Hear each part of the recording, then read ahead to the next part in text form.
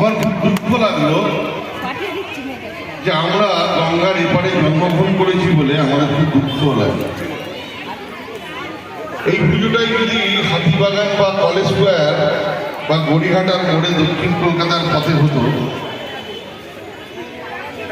এই পুজোর চিন্তা ভাবনা হয়তো কালকে আনন্দবাজারে প্রথম পৃষ্ঠায় পড়তো। সব থেকে ভালো লাগলো যেটা বুঝতে পারলাম, এখনো প্রায় বোধহয় 82 কি 84 দিন বাকি, যেটা সব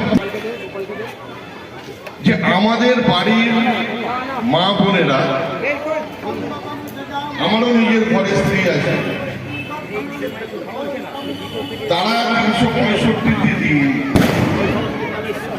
পরিবার পরিকল্পনা, ছেলে মেয়ে সন্তান নিয়ে, কারো অফিস স্বামীর, কারো চাকরি, কিন্তু বাংলার বাঙালিদের যে দুর্গাপুজোয় এত মহিলাদের ভিড় এবং তারা যে সেলিব্রেশন করলো, তারা মনে মনে আনন্দ পাচ্ছে যে মহলার পরের দিন তাপসরা উদ্বোধনটা কবে করবে, আমরা প্যান্ডেলে বসবো, কোনো কাজ করবো না বাড়ি। এটা হচ্ছে সব। দেখুন আমার এখানে এই দুর্গাপুজোটায় জটাধারী পার্কের দুর্গাপুজো আমি পরিবার নিয়ে আসি, কিন্তু আপনারা যে সেলিব্রেশনে যেটা যুক্ত হলেন, এটা কিন্তু কলকাতায় অনেক চিন্তা ভাবনা করতে তাদের অভাব আছে। যে দুর্গাপুজোটা সকলকে নিয়ে 365 যে আমরা অপেক্ষা করি সবার জন্য, পরিবারের সকলের জন্য, শুধু আমরা পুরুষরা নয়,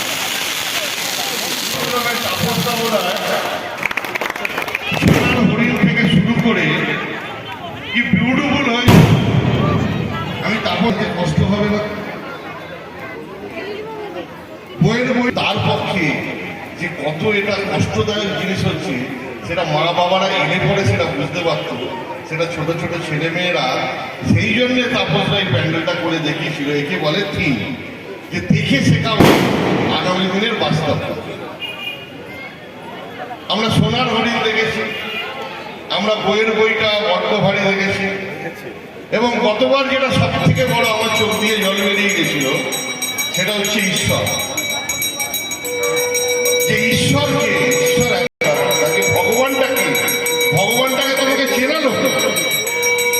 তুমি 9 মাস 9 দিন মায়ের করতে খুব ভালোবাসে, এবং গত আগামী মঙ্গলবার থেকে একটু টিভির দিকে তাকিয়ে থাকবো যে তিনি মিটিং করবেন, জাস্ট খালি একটা সাপোর্ট, কিন্তু আমাদের সকলের অভিভাবক একটা সাপোর্ট, তিনি একটা মূল্য ধরে প্রত্যেকটা